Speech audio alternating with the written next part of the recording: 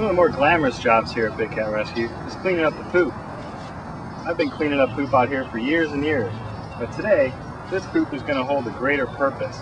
We're hoping that a poop from a big cat like that is going to help us save some smaller cats like this. One of our supporters is a local horse ranch around here, and they're having problems with bobcats, coyotes coming onto their property. Putting this around should do the trick to keep them away.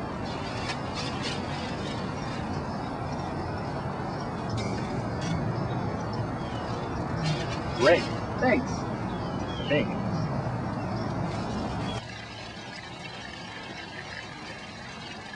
And I've loaded up the fecal into my car, which I didn't really think about the smell factor. It smells horrible right now in my car. All right, so we're at the horse ranch. There's about 200 acres over there, and the horses are kept just up there. So what we're gonna do is spread around this predator poop, if you will, amongst the trees and places like that. So that way these cats and the coyotes won't come in and try to harm the horses.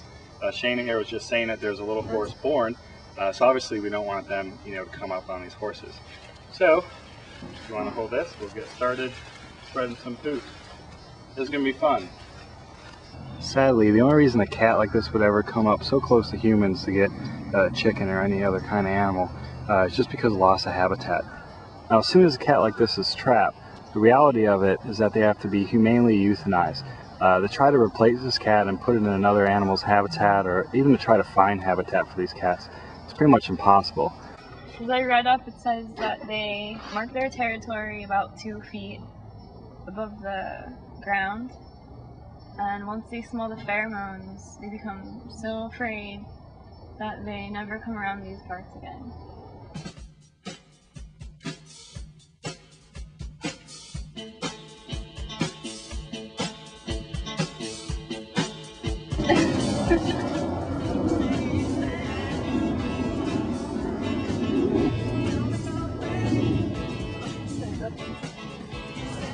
And away we go, spreading poop everywhere. What fun.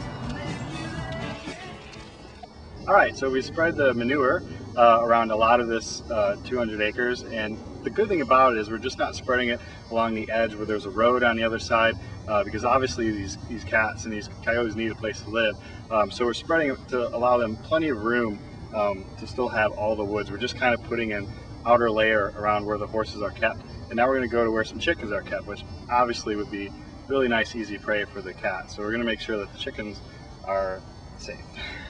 Onward we go.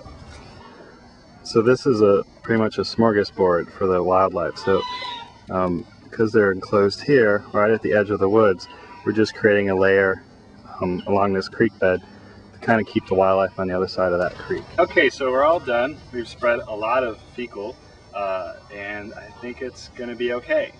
This is going to be a situation where we're just using some poop from the large cats. It'll keep the smaller native animals out of here, so that way no animal has to be trapped or killed or anything like that, and everything should be okay. You did a great job.